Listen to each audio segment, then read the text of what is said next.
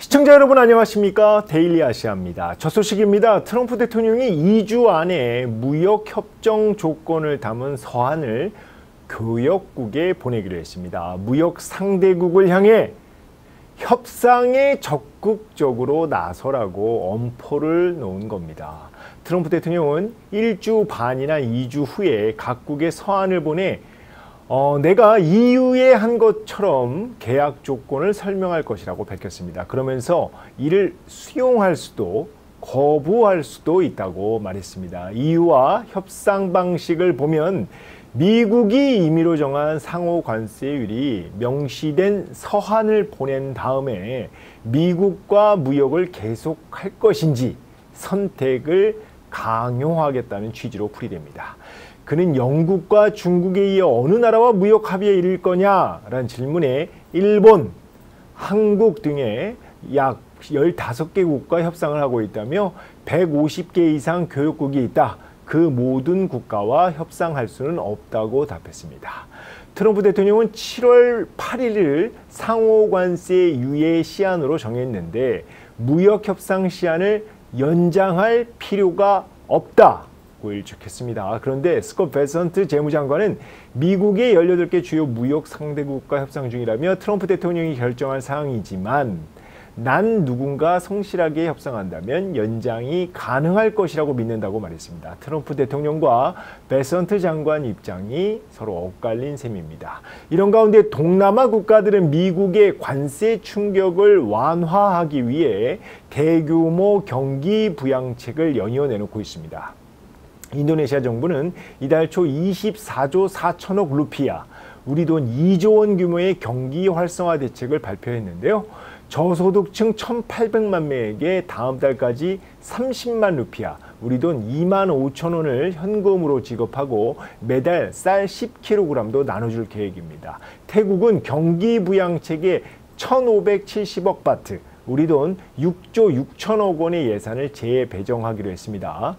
말레이시아는 지난달 저금리 대출 등의 15억 링깃, 우리 돈 4천억 원을 투입하는 데 중소기업 지원 대책을 시행하고 있습니다. 중국의 우회 수출 경로로 지목되고 있는 동남아 국가들은 트럼프발 상호관세 폭탄으로 경제 타격 우려가 큰 상황인데요. 캄보디아가 49%로 상호관세율이 가장 높고 라오스와 베트남, 미얀마 그리고 태국 순입니다. 우리나라도 상황은 비슷합니다. 25% 상호관세를 부과받은 만큼 수출주도 경제의 직격탄이 될 수 있는데요. 이재명 정부는 2차 추경을 통해 21조 원 이상 재정을 투입해 경기 부양에 나선 상황입니다. 다음 소식입니다. 일본 최대 발전 사업자 제라가 미국산 LNG, 액화 천연가스 수입량을 3배로 늘리기로 했습니다. 교도통신은 오늘 제라가 미국 4개 업체로부터 연간 최대 550만 톤의 LNG를 신규 조달한다고 전했는데요. 제라의 미국산 LNG 조달량이 이르면 30년에 현재 약 3배인 연간 최대 1,000만 톤에 이를 전망입니다. 교도통신은 이번 제라의 결정에 LNG 수출 확대를 모색하는 도널드 트럼프 미국 행정부 정책에 부합한다고 평가했는데요. 제라 측은 일본 정부로부터 어떠한 요청이 없었고 정치적 압력도 없었다고 선을 그었습니다.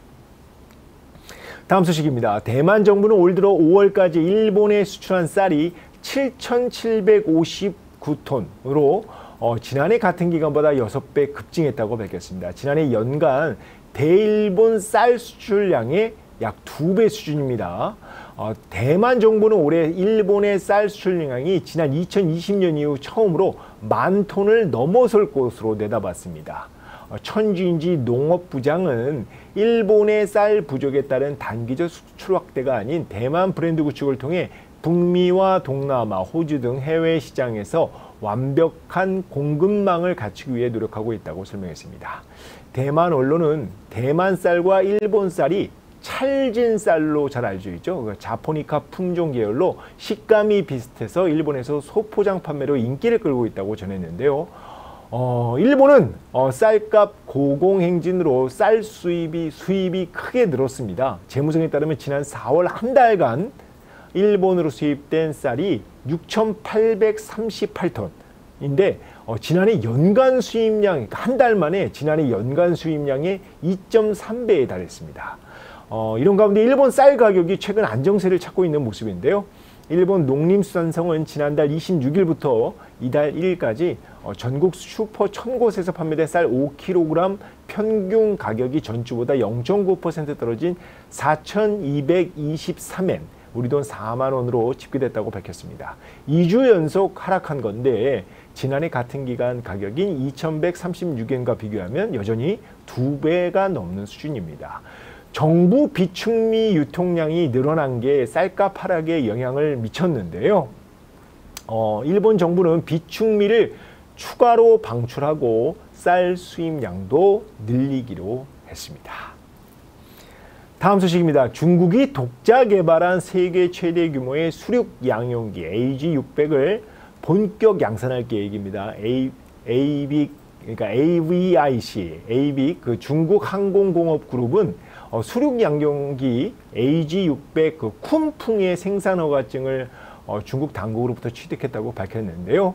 중국이 독자 개발한 AG600의 대량 생산이 가능해진 겁니다. AG600의 최대 이륙 중량은 60톤이며 항속거리는 4,500km에 달합니다. AG600이 대량 생산되면 중국의 재난구조 및 국가 자연재해 방제 시스템 구축에 기여할 것으로 보입니다. 오늘 홍콩 증시에서 ABIC, 그러니까 중국 항공공업 주가는 강보합 마감했습니다. 데일리 아시아 오늘 준비한 거는 여기까지입니다. 지금까지 시청해 주셔서 감사합니다.